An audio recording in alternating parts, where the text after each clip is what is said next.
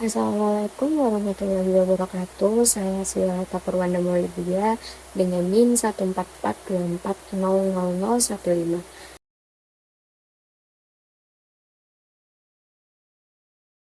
Di sini saya akan membahas subtema dengan 3.3 analisis pencahayaan alami dan buatan berdasarkan arsitektur hemat energi.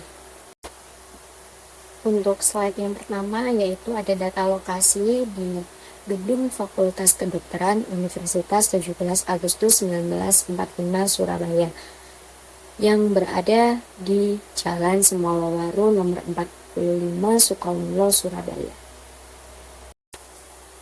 Baik, di slide ini saya akan menjelaskan from GBCI.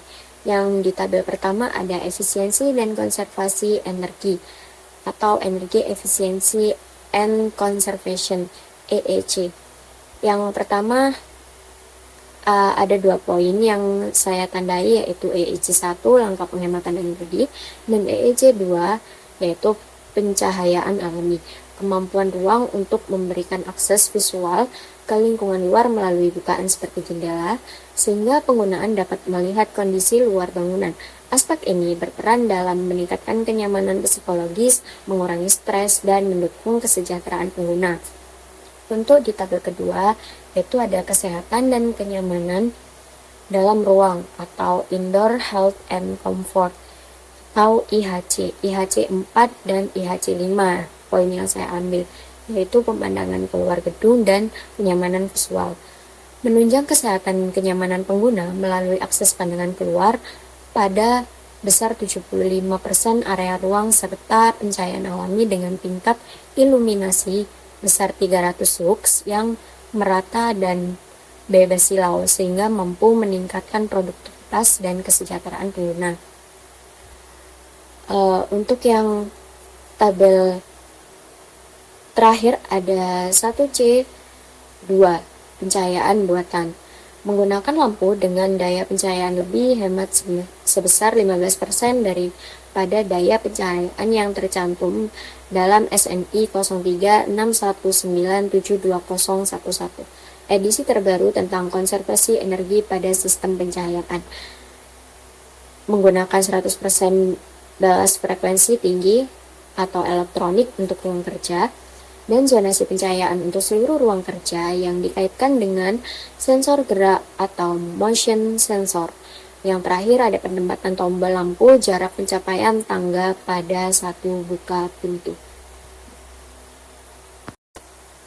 Baik, masih di slide from GBCI yang tabel berikut adalah EEC 2 yaitu pencahayaan alami yang bertujuan untuk mendorong menggunakan pencahayaan alami yang optimal untuk mengurangi konsumsi energi dan mendukung desain bangunan yang memungkinkan pencahayaan alami semaksimal mungkin. Tolak ukurnya adalah yang pertama penggunaan cahaya alami secara optimal sehingga minimal 30% luas lantai yang digunakan untuk bekerja mendapatkan intensitas cahaya alami minimal sebesar 300 lux. Perhitungan dapat dilakukan dengan cara manual atau dengan software khusus untuk pusat perbelanjaan minimal 20% luas lantai non-service mendapatkan insentif intensitas cahaya alami minimal sebesar 300 lux. Untuk yang kedua, jika butir 1 dipenuhi lalu ditambah dengan adanya lux sensor untuk otomatisasi pencahayaan buatan apabila intensitas cahaya alami kurang dari 30 lux didapatkan tambahan 2 nilai. Berikut 3.3.1 yaitu analisis pencahayaan objek tadi sesuai dengan poin masalah cahaya pada rating tools GBCI. Ini adalah acuan dasar GBCI yang pertama outside view. Kemampuan ruang untuk memberikan akses visual ke lingkungan luar melalui bukaan seperti jendela sehingga dapat melihat kondisi luar bangunan. Aspek ini berperan dalam meningkatkan kenyamanan psikologis, mengurangi stres, dan mendukung kesejahteraan pengguna. Untuk yang kedua ada energi efisiensi. Upaya mengoptimalkan penggunaan energi dalam bangunan dengan meminimalkan konsumsi tanpa mengurangi kinerja dan kenyamanan. Dalam pencahayaan, efisiensi energi dicapai melalui pemanfaatan cahaya alami dan penggunaan sistem pencahayaan buatan yang hemat energi. Baik, yang ketiga ada visual comfort. Pemanfaatan visual comfort membuat mata lebih nyaman, mengurangi kelelahan mata, meningkatkan fokus dan konsentrasi, serta menciptakan suasana yang lebih nyaman dan menarik saat melihat suatu tampilan atau lingkungan. Untuk yang keempat ada daylighting. Pemanfaatan cahaya matahari sebagai sumber utama pencahayaan dalam ruang melalui elemen arsitektur seperti jendela, skylight, dan bukaan lainnya. Daylighting bertujuan untuk mengurangi penggunaan energi listrik sekaligus meningkatkan kualitas ruang. Yang kelima ada lighting efficiency. Kemampuan sistem pencahayaan menghasilkan tingkat terang atau lux yang optimal dengan konsumsi energi serendah mungkin. Biasanya diukur dari penggunaan lampu hemat energi seperti lampu LED, serta sistem kontrol seperti sensor dan zoning. Untuk yang keenam, glare control. Upaya mengurangi atau menghindari silau yang dapat mengganggu penglihatan dan kenyamanan visual pengguna. Dilakukan melalui desain bukaan, penggunaan shading seperti tirai atau kisi-kisi, serta pengaturan posisi dan jenis lampunya. Nah, berikut adalah kondisi pencahayaan pada existing di bagian outdoor. Berikut adalah gambar-gambar di Fakultas Kedokteran. Yang gambar pertama menunjukkan pada siang hingga sore hari, intensitas cahaya yang tinggi meningkatkan beban panas terutama di area parkir terbuka dan pantulan fasad kaca yang berpotensi menimbulkan silau atau glare. Untuk yang gambar kedua, ada pemanfaatan daylighting pada bangunan membantu mengurangi kebutuhan pencahayaan buatan, tetapi diperlukan pengendalian glare untuk menjaga kenyamanan visual pengguna. Dan elemen selasar dan sirip pendeduh membantu memasukkan cahaya alami ke dalam bangunan secara bertahap meskipun distribusinya terkadang belum merata di area koridor dalam. Berikutnya adalah kondisi pencahayaan existing pada bagian indoor. Saya menampilkan 3 gambar pada bagian ini, yaitu memanfaatkan cahaya alami dari area terbuka di sekitar bangunan. Bukaan yang luas membuat area sirkulasi rasa terang pada siang hari, meskipun terdapat beberapa bayangan dari kolom dan overhang bangunan. Secara umum, pencahayaan alami sudah cukup mendukung aktivitas pengguna. Namun, area yang lebih teduh berpotensi memerlukan tambahan pencahayaan buatan pada waktu tertentu. Berikut adalah hasil analisis GTCI. Yang pertama ada outside view. Bangunan memiliki akses pandangan keluar yang cukup baik melalui bukaan pada area tertentu, sehingga pengguna tetap dapat melihat lingkungan sekitar dan memperoleh kenyamanan visual dari koneksi dengan area luar. Untuk yang kedua ada energi efisiensi.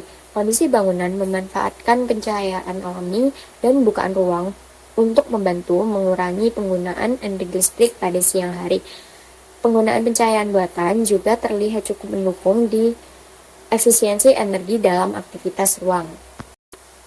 Untuk yang ketiga ada visual comfort, itu kondisi visual pada ruang existing cukup nyaman dengan distribusi cahaya yang cukup merata dan tidak menimbulkan gangguan visual yang signifikan. Pencahayaan buatan pada area tertentu juga membantu meningkatkan kenyamanan pengguna dapat dalam beraktivitas. Untuk yang keempat ada daylighting. Pencahayaan alami pada bangunan memanfaatkan bukaan dan area terbuka sehingga cahaya matahari dapat masuk ke area sirkulasi dan ruang dalam. Kondisi ini membantu mengurangi penggunaan pencahayaan buatan pada siang hari. Untuk yang kelima ada lighting efisiensi, yaitu pemanfaatan cahayaan alami pada area luar dalam bangunan mendukung efisiensi energi karena mampu mengurangi kebutuhan lampu pada siang hari. Bukaan bangunan juga membantu distribusi cahaya menjadi lebih optimal. Untuk yang keenam ada glare control, yaitu bangunan memiliki elemen pendukung seperti overhang dan koridor semi terbuka yang membantu mengurangi intensitas silau akibat sinar matahari langsung. Namun, beberapa area terbuka masih berpotensi menerima cahaya berlebih pada waktu tertentu. Selanjutnya 3.3.2 Standar Kenyamanan Visual Object Study.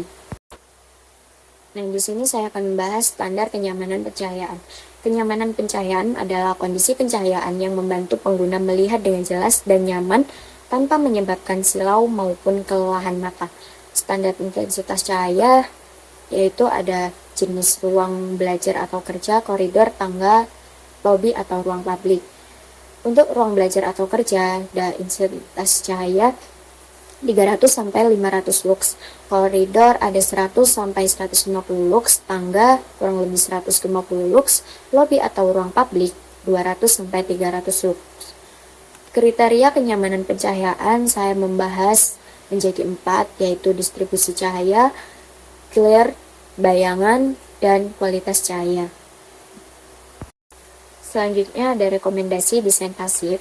Saya juga menyebutkan ada 4. Yang pertama, optimalisasi bukaan. Yang kedua, penggunaan kisi-kisi fasad. Yang ketiga, penambahan sun shading. Yang keempat, ada penggunaan warna interior cerah. Berikut adalah gambar-gambar yang saya tampilkan. Dan ini yang terakhir, ada rekomendasi desain aktif. Saya hanya membahas 2 saja, yaitu pemakaian lampu LED dan penggunaan balas elektronik. Untuk pemakaian lampu LED adalah lebih hemat energi dibanding lampu biasa, cahaya lebih stabil dan nyaman di mata, cocok digunakan pada ruang belajar maupun ruang kerja. Untuk yang kedua, penggunaan balas elektronik membantu lampu menyala lebih stabil, mengurangi kedipan cahaya atau flicker yang mengganggu mata, membuat pencahayaan lebih nyaman untuk aktivitas belajar dan bekerja, lebih hemat energi dibanding balas konvensional. Baik, sekian presentasi dari saya. Mohon maaf apabila ada kesalahan penyebutan kata dan pembacaan kata dari awal hingga di akhir video.